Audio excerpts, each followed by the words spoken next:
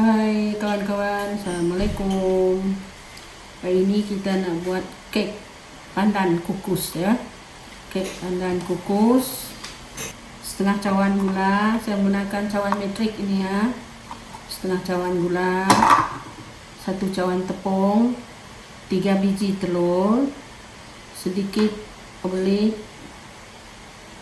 minyak. Saya menggunakan minyak jagung ya, 1/4 ya. Ni saya guna cawan ni, 1/4 cawan. Susu segar ya, sama juga ya, 1/4. Sedikit perisa pandan ya.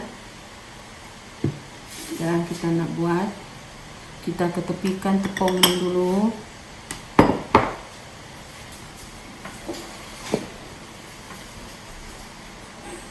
Kita masukkan telur ya. Saya menggunakan blender ya.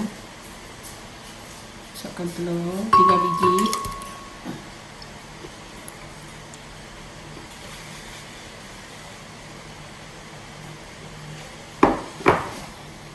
Gula.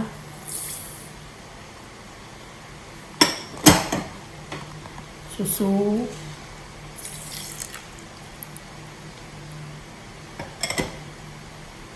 Minyak masak,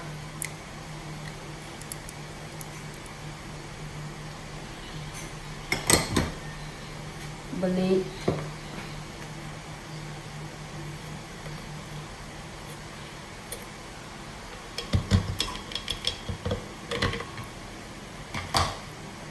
perisa pandan,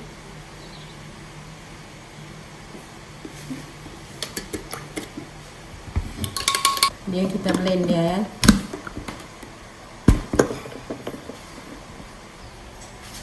Kemudian kita blender dia ya.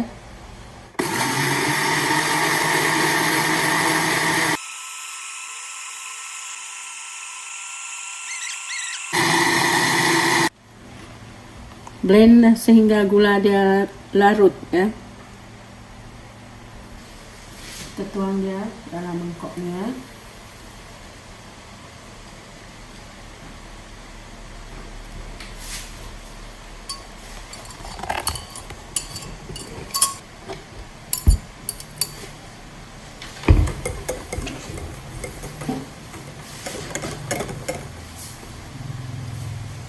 Kita letak tepung.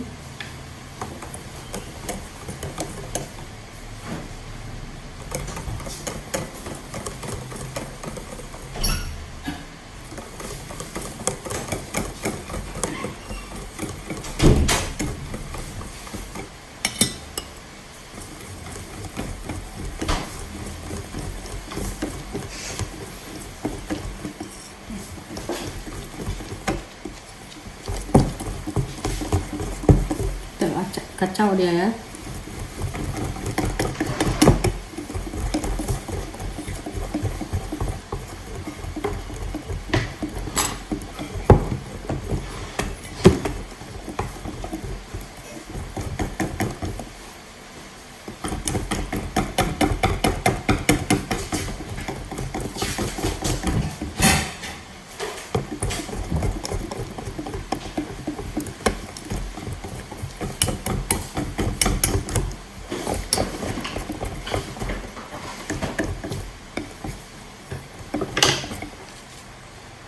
Kemudian kita kukus.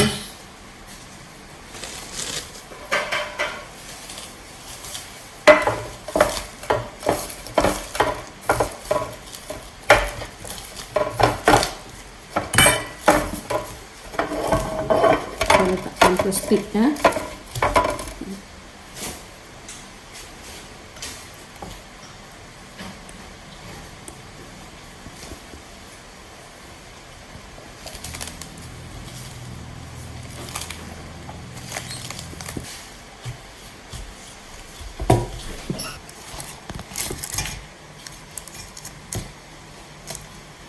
Kemudian kita kukus dia selama 35 minit ya.